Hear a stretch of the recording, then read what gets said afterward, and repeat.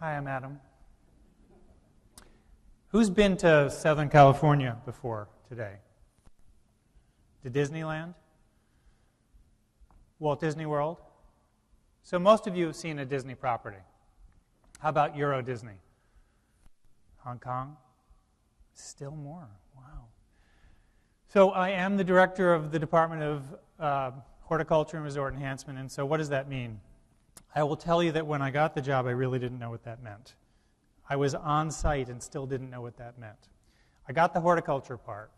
What I didn't quite frankly understand was the resort enhancement piece. So what is that? That is the chairs you're sitting in, if you were sitting over at the Disneyland or at DCA.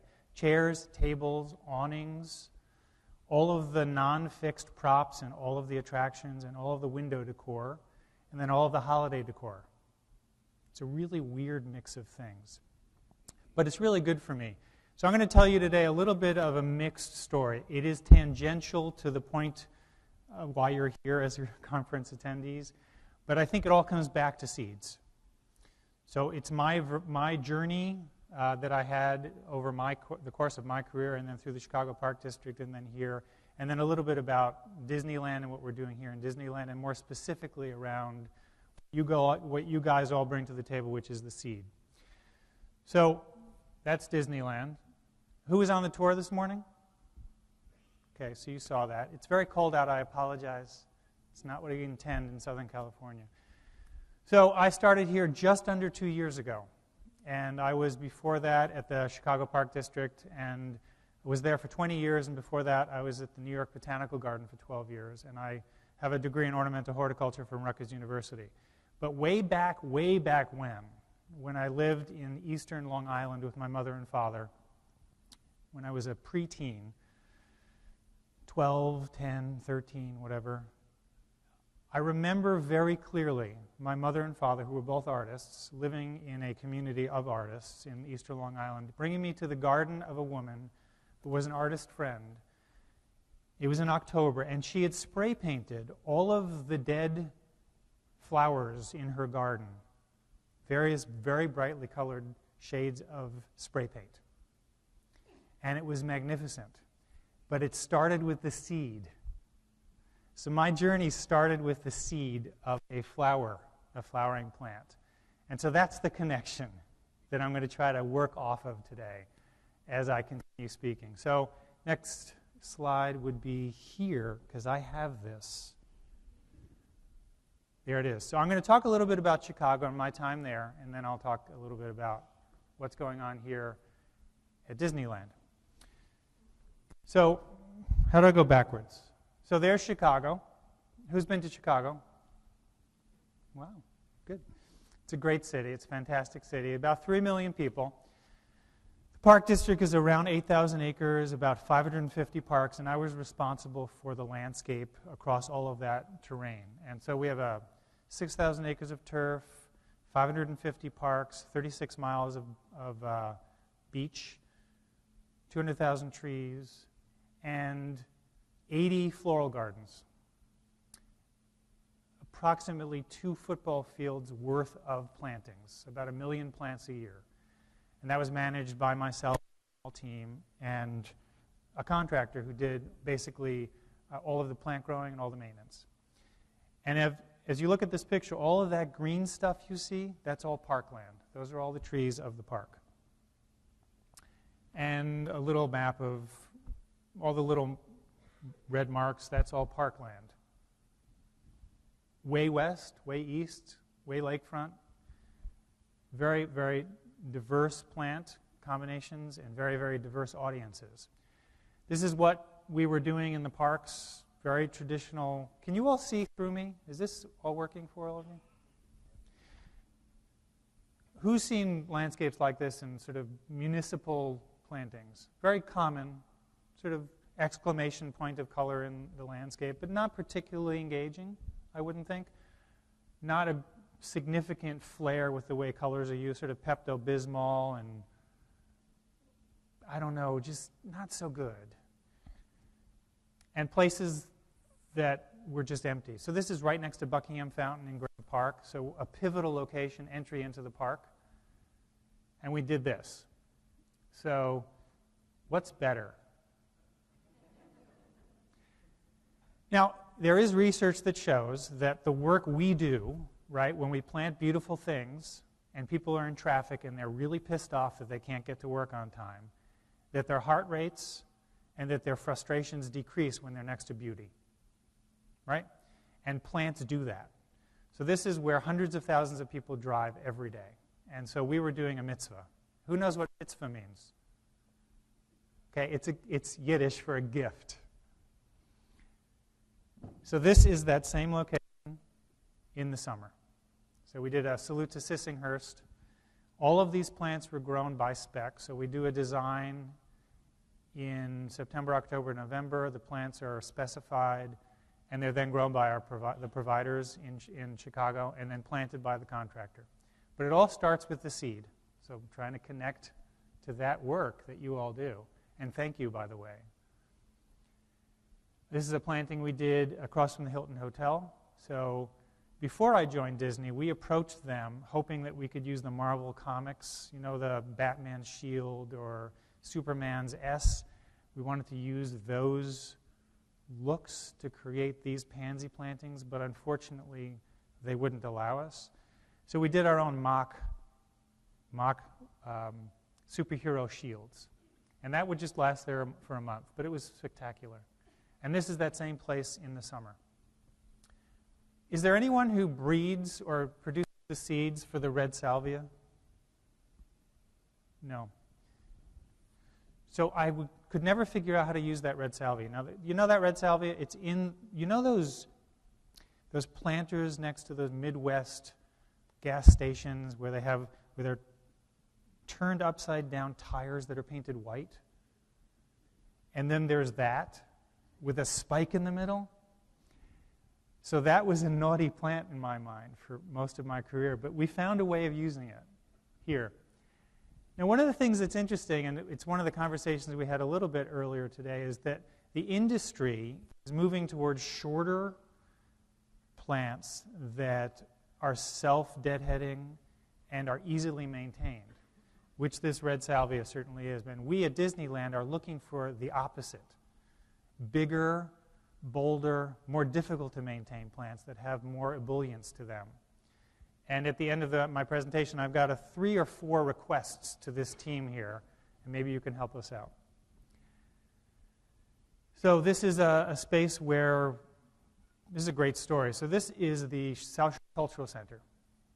And in the early 1900s, they wouldn't allow African Americans into this site because it was an exclusive club. It is now owned by the Park District, and it is allowing everyone in. But it also has a fantastic landscape. And then this, I know, is an area that many of you work on, is the vegetable industry. And so we had a mayor, Mayor Daley, who was really into the idea that every place in the city could be beautiful, and every place in the city could be productive. And he pushed us and pushed us and pushed us to always increase the beauty of our parks and of the city. And he also wanted us to be productive. So there's a $30 million retail environment for organic vegetable produce in Chicago. Most of it is brought from outside the 500-mile area. Well, we planted a half-acre organic vegetable garden in the middle of Grant Park. And it was managed by these people. So with a not-for-profit organization called Growing Power, these kids who live 8 miles from downtown. So who's been to Chicago, but not only been downtown, but been out to the west side and the south side? You're a brave few. So Chicago is an amazing place for the way it is segregated. So there's a lot of stuff that goes on outside of downtown. These youth would never have come downtown if it weren't for the seeds that produce these plants. These kids live in neighborhoods where if they leave their 4-block radius, can get in trouble. And so this garden caused them, because they were paid to do maintenance, to come down to the downtown and to experience the lake for the first time. As teenagers, they had still never seen the lake, which was 8 miles away from where they lived, because their mothers and fathers didn't feel like it was safe to send them outside of that 4-block radius. So tremendously impactful, right? So the story of the seed and the vegetable and, the life learning that these guys had here was tremendous. So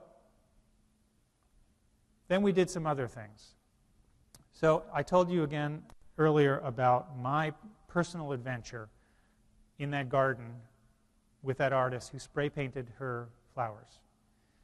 So I've spent my career trying to bring the arts and horticulture together into the same place. So I'm an artist also, and I'm also a plant nerd. So the idea is, what can I do, what can we do to bring those two things together?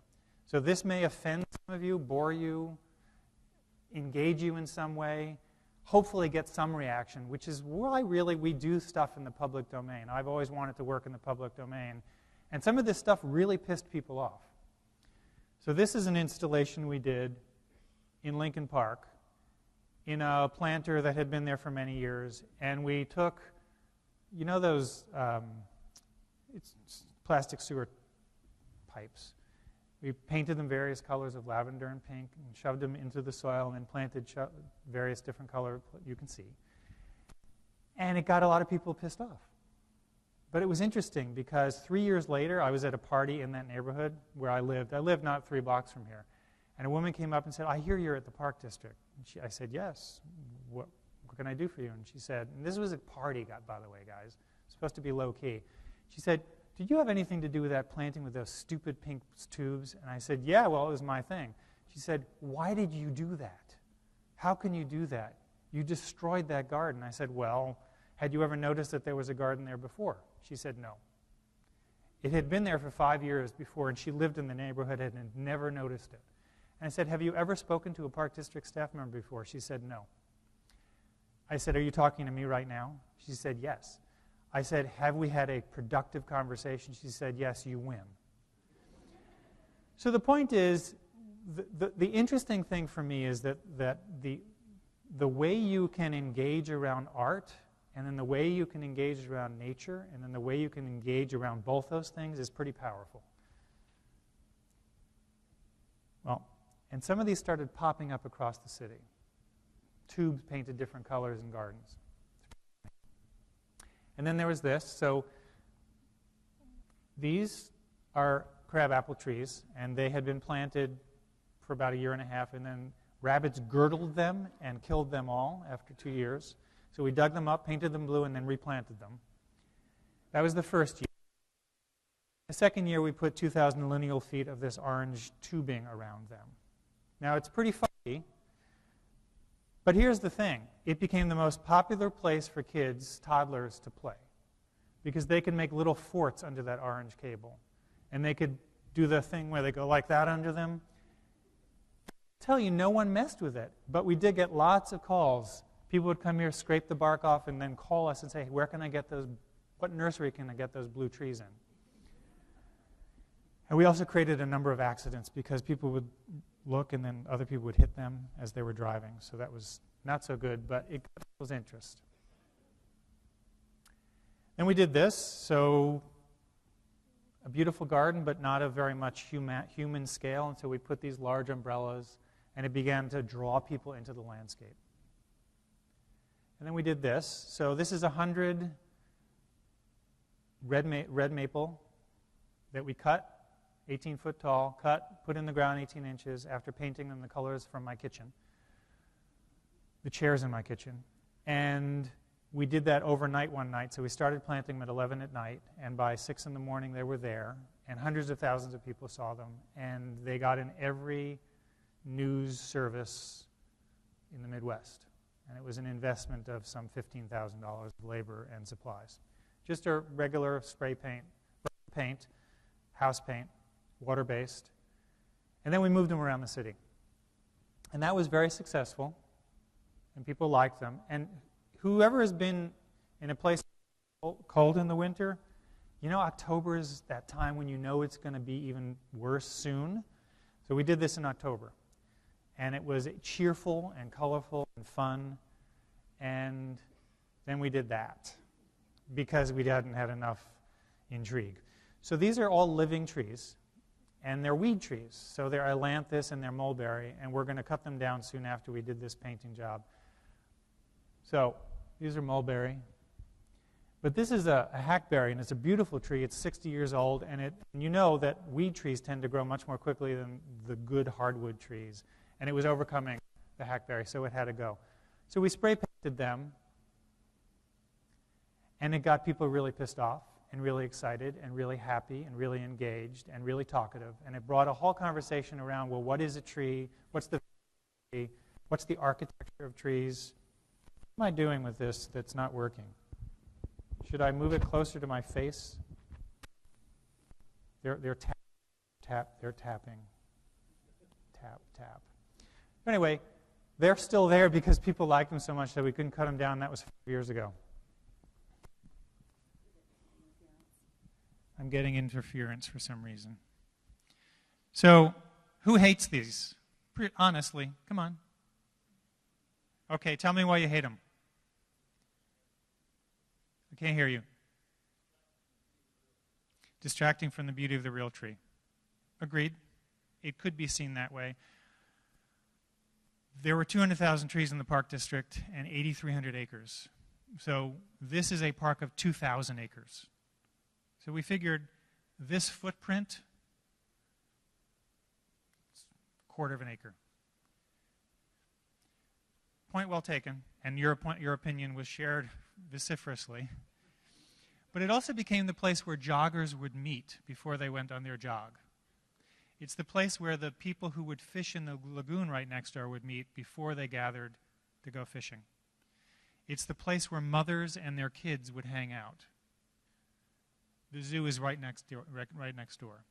So it became a place that was important to the community, and it began and engendered a whole conversation about the value of trees, the value of public place, the value of art in the public sector, right? So it was valuable in that way.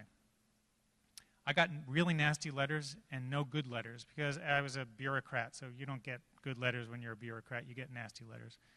But we heard a lot of good things, and it got in every press service, including the AP. So it was a $6,000 investment, and it got worldwide coverage. And we weren't satisfied with that, so we pushed it further. Now, these trees had to be removed for a new project, so they all were clear-cut, but we brought them back after debarking them, painting them various colors, and then reinstalling them. So this became part of the experience of the place. The playground right next door to it has the same vibrant colors, and this again became sort of a pivotal location for community engagement. And then I want to show you, the sound is not working. So we're going to go now from this into the Disneyland piece, and it's an introductory video. Hello, my name is Greg Vierkant. I'm a horticulture planner at the Disneyland Resort. Welcome to Every Role, a Starring Role.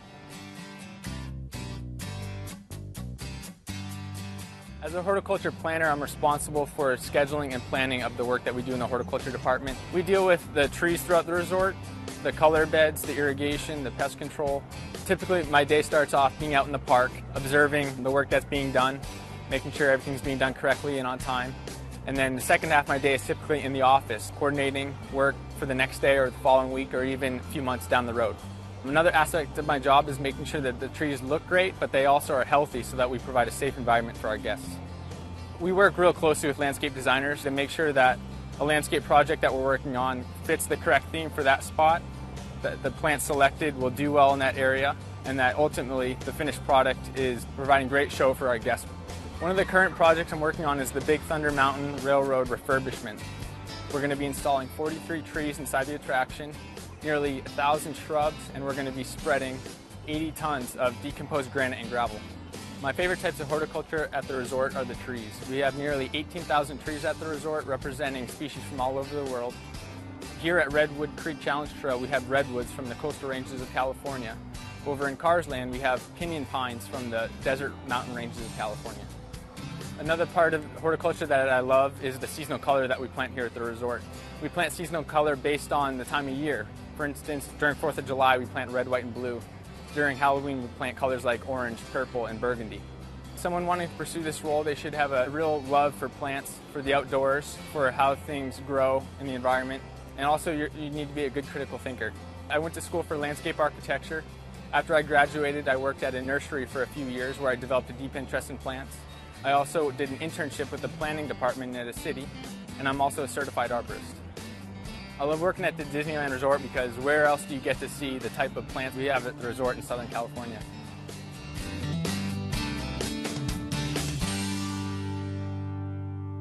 So for those of you who were part of the tour this morning, I think you probably heard some of that, and those of you who will be part of the tour tomorrow, you hear more of it, but we thought just sort of a general overview would be good to have Greg talk to you for a second. He's left the resort now, and he's now managing a golf course in North Carolina. So we miss him, but he did a great job. So we have about 200 full-time staff. There are about 150 that are part of the horticulture team, and that is managing all the landscape, including all of the trees, and then managing all the pest problems. And we have one guy, Ryan Childs, who some of you met this morning, who does most of the landscape design for our floral installations. And so I've got three slides here just showing you how he produces the look that then we review prior to actually procuring the plants. So we'll do a design 6 to 9 months in advance, work together to make sure that our WDI, so who knows what the Imagineering team is? Okay, so the Imagineers are the creative element to Disney.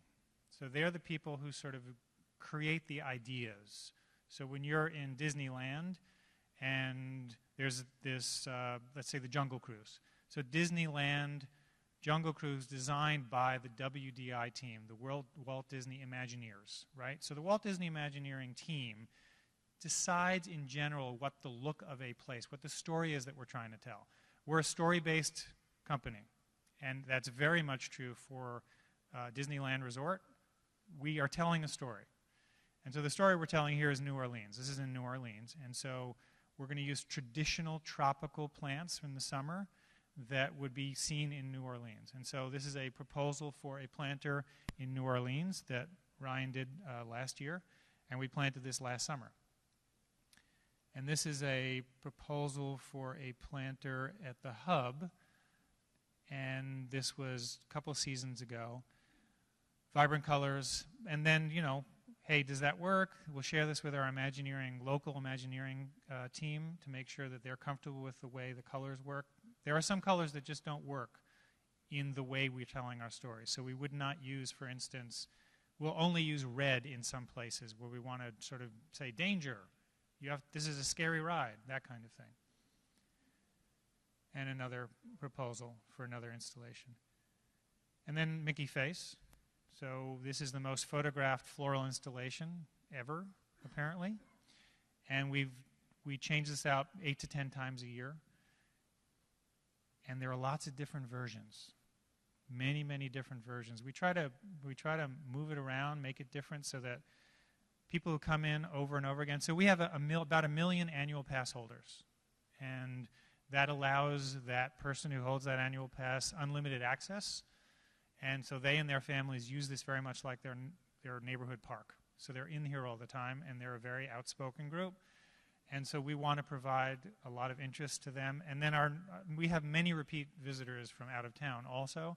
And so we're always wanting to break it up. So obviously this is our Halloween fall installation. And just changing it up. And at night, we try to add a little color. And we're all about show here. So you've all heard that I'm a cast member, and that when you're in the park, you're on stage, and that we're all working for the guests, right? So we're providing a good show for our guests, which means that our plantings need to look good every time there's a guest present. So we do all of our work from about 2 in the morning until about 10:30 in the morning in the parks. And then at the hotels, which we also have oversight of, that starts at 5 in the morning. We don't want to wake our guests up, so we don't do anything with electric or power equipment until after 9, 8. I'm sorry if we've woken any of you up. Have we woken any of you up? No. Fantastic. So we're always looking to have the plants looking good at every moment. There isn't a time when anything can be bad for that guy from Ohio who's bringing a 6-family team, his 6-member team of family, because that may be the only time he's able to come here. So it always has to look good. And we have a whole series of walkthroughs. We're always walking the park. It's the thing that Walt used to do. He said he was always walking the park and always encouraging his people to walk the park because it's the only way you can see how things are working. But there's the hub. And obviously, color is king.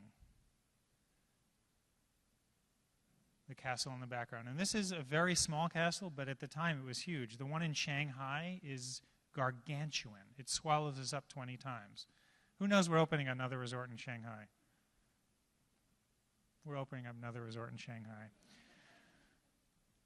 So this is the hub, and the paths radiate off to the different portions of Disneyland. So you've got Fantasyland, and you've got Adventureland, etc., to the sides, and Tomorrowland is to my right. Some more pictures, the Matterhorn there. We do all the baskets in-house. Obviously, fall, we need lots of fall crops. And always a diverse way of displaying the plant material. So again, we're telling stories. We can't do it the same way in each place. And then we also use, obviously, a lot of trees and shrubs. And all of this depends on water. And here we are in the almost desert. We have about 12 or 13 inches of rain a year. And none of this exists without water, right? So those of you who have driven around at all through Southern California see chaparral, which is the native vegetation, which is mostly squat, small-leaved, often pubescent, often glossy, glaucous, right? But here at Disneyland, we're showing places from across the world, plants that come from across the world. So everything is dependent upon irrigation. And most of what we water with is drip irrigation. And we have been working with drip irrigation from as far back into the past as we possibly could, because the reality is we're being watched all the time here at Disneyland. We're under the microscope. And in this most recent water crisis, the 4-year drought, and then this summer was really nasty, as those of you have read about, obviously, New York Times front page over and over again. But we were working with water restrictions in our own minds for many years in advance, and so we were able to meet the water restrictions as required by the state very easily over the 2013 levels. So if there's anyone who's wondering how we're doing this economically with water. And then all the water that we do use on site is then recycled. So obviously we're using, plants tell the story. Without this place, without plants, the story can't be told. And this is at the base of Matterhorn. We're telling the story of summer in the Alps all the time. Sleeping Beauty's grotto.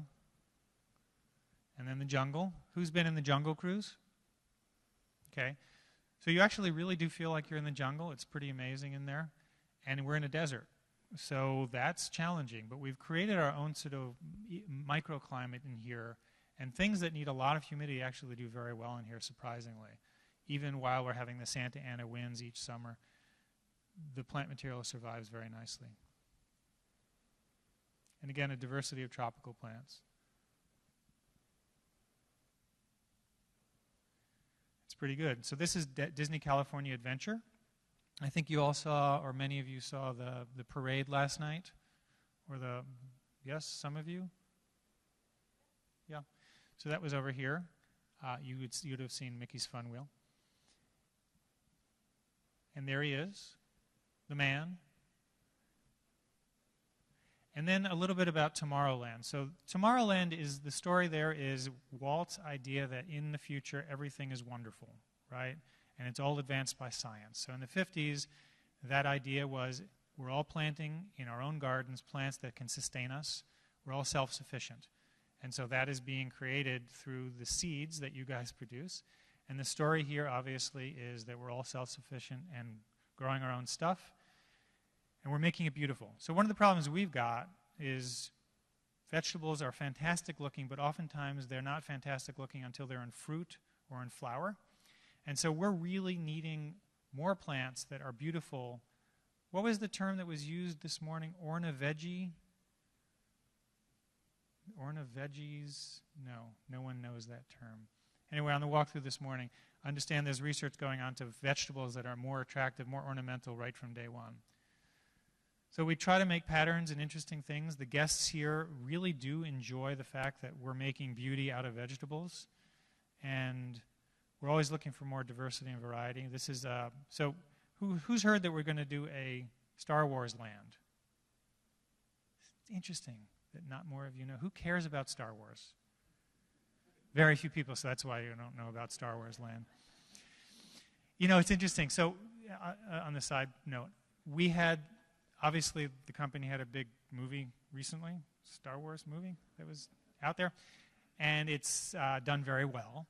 And I took my entire cast of 200 to the movie the day it was let out to the public here on site. And many of the cast in the room had never seen a Star Wars movie, which was shocking to me, having seen all of them multiple times. So I appreciate that many of you don't care. But the point is, we have a little test, a little bit of Star Wars magic going on in Tomorrowland, and we're going to be having a 14-acre Tomorrowland park in Disneyland starting in 2018 or so. So more vegetables, more beauty, trying to make it look good, trying to make it everything harvestable. So that's strawberry guava in the back. And there's our guys. And I will tell you that our guests are very, very interested in our plants, and they pick them apart. And when you've got 50,000 people picking on a plant, there's very little left.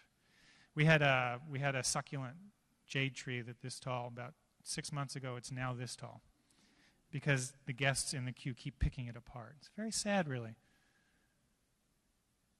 And these get touched constantly because people don't believe that they're actually real for some reason, and they want to smell them and taste them and feel them. And then we also, in the department, as I said earlier, we do the holiday decor, and then we do our own baskets. And we're always looking for diversity of shades and texture and capacity for the plants to grow. This is, again, in New Orleans, again, telling the story, so tropicals. And Dios de la Muerta, Day of the Dead. And then we also do our own design work. So while we also do the design of the floral gardens, this is a design that we did for our headquarters here at Disneyland. We did a design. So this was previously grass and ground cover being watered 4 times a week. Then the restrictions happened and we could only water once a week. It started dying, and we did this water-savvy garden. We designed that in-house. We do much of our design in-house, working with WDI. And so on the top is what it looked like, and on the bottom is what it looks like now. And then, of course, so we have 150 people who are doing the gardening, and we got to keep them trained. So this is a workshop on how to properly plant a shrub and do field trips. And then there's our entire cast. So this is in the hub. It's all 200 of us, 190 of us. And most of this group does get here at 2 in the morning. So that means they're up at midnight, means they're on the road at 1, means they're at work at 2, and their family lives are all chaotic, as you'd imagine. They go to home, they take a nap, sleep until 6, and go get up for a while, and then go back to sleep. It's a pretty intense schedule. And this is what we'd hope from you guys. These are some things that our designer, Ryan Childs, asked me to pass by all of you. So oftentimes, as we said earlier, short, squat, well-behaved plants. We need something that's outrageous and colorful and floppy that we can really bring attention to. Blues. We need real blues. larger talling plants for cool season. Right now it's very hard for us. Obviously we're in a desert or desert-like conditions. We need stuff that can grow with where it's drier, like lavender does very well for us. And then the color trends, you know, what do you guys do to decide what the trends are? Your thumb is on the heartbeat of the industry. We look at, you know, the paint colors that are being offered next year. We look at fashion. But ideas from you as to what's coming next. We'd love to hear about what the next trends might be. We know coleus was hot for a while. So ideas that you might have to share with us, that'd be great. And that's all I've got. And I have a couple minutes for questions, I think.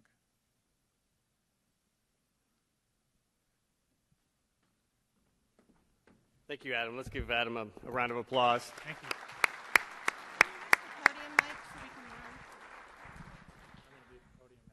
Okay. We'll go ahead and take some questions. You can see we're going to talk the vegetative activity here, or ornamentals, flowers, everything else, and the next speaker will talk some on the vegetable trends. But it's amazing to see, as you walk around the park, the amount of ornamental vegetables that you do see out there, the cabbages, the lettuces, and everything else, and comes from what we do, or what you do. So I want to throw out one quick question is, what are the key things that you look for when you put specs out in the disease resistance or those areas with respect to plants? If you're putting them in and they need to look that good all the time, what kind of things do you tell the nursery or your producers that you're looking for, either on how they were produced or expectation? Well, obviously the expectation is it's retail and better, very heavy, well-rooted, disease-free. We've gotten, last winter we had a terrible winter with poinsettias. They came in with botrytis. We didn't catch it in time. And we had our whole crop fail within the first 2 weeks after planting, because it is outdoors and it is cool. So obviously we want clean crops, and we're really looking to our providers to give us ideas about what plants are that we're not using that we should be using. Your eyes and your ears out in the industry, and our providers' eyes and ears out in the industry, that's what really gets us the diversity that we're looking for. So we're looking for healthy plants that are going to stand up to the tumult of the park. We're having to, obviously every time we switch out these plants, it's labor and it's dollars. And Disneyland has got a good budget, but no one has enough money. No one ever has enough money. No one ever has enough budget. So we're always looking to keep plants in longer. We want the plants to be well fertilized. We want them to have a fertilizer in the soil, and we want them to have been treated. Questions? Any questions? Got the man here. What are the red begonia-looking plants we see right outside the door of the hotel? Just short, purpley red. I think they're just wax leaf begonias. They're pretty.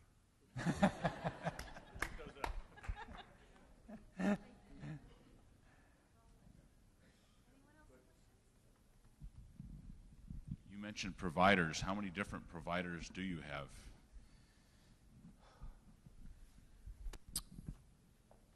Well, so in 2008, when the industry was hit hard by the economy, our palette of providers decreased dramatically. So we're down to probably 5 or 8 providers of floral plants, vegetables, and flowering plants. We've increased the number of other plant providers from about a dozen to about 5 dozen in the last 2 years, because California is a fantastic place for plants. But it's a pretty small number, and so when one business goes out of business, it really does impact us.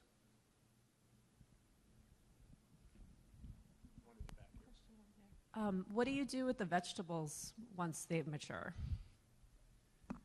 I would like to tell you that we use them in our restaurants, but we don't. There are so many health concerns and so many laws related to how you handle vegetables, we can't even touch that. And so we compost it, unfortunately. There's also no control that we can have over how our guests have treated the vegetables before we were to harvest them, I leave that to your imagination. Well, let's take the opportunity to thank Adam again. Thank you all.